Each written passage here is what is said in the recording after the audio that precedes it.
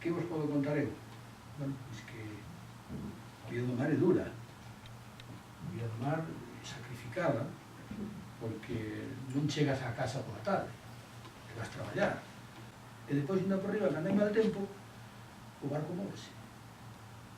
É como se o vosso escalo fixera así. Que trabaxabas no barco? Eu traballaba na máquina. Sí, enxeñeiro de máquina.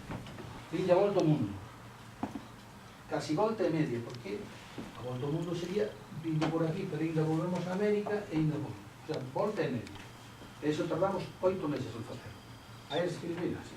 Naveguei con filipinos. Sí. Falaban tagalo. Estuve na India, estuve en Singapur, en Xapón, aquí en Estados Unidos, tanto por un lado como por outro, tanto por o Pacífico como por resto. Pasei o canal de Panamá. Vos sabedes que é o canal de Panamá? Sí. O barco máis grande que eu naveguei debía ter aproximadamente sobre 200.000 toneladas. Era un barco xa de casi 300 metros de longo.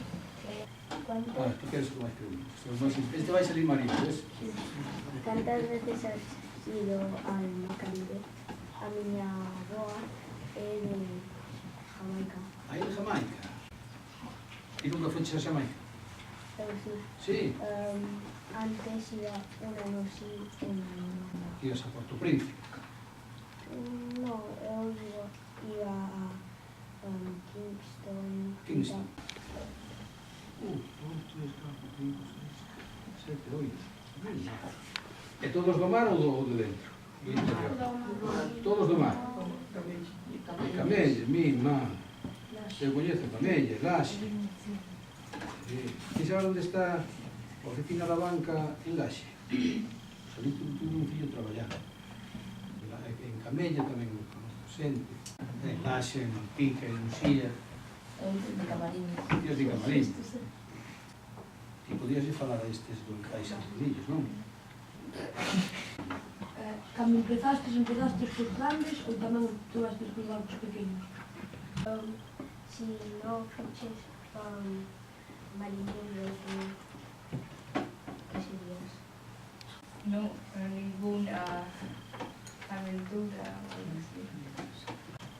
Vistes o partido do Atlante? Sí. Como Fernando Torres. Bon golpe fuerte, Estuve vendo aí no bodega, non sei se conoce do bar. Este rapaz é un tío moito fútbol, profe. Pegolle. Foi sorte.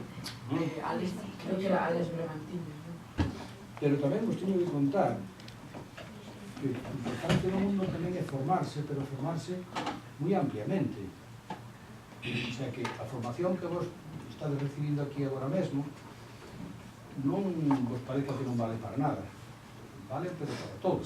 Vale, se queredes ser unha cousa e se despois ao longo da vida queredes pasar a outra actividade. O maior problema que pode haber é que unha persona, como calquer sitio onde hai máquinas en movimento, non é xente responsable. A responsabilidade é moi importante.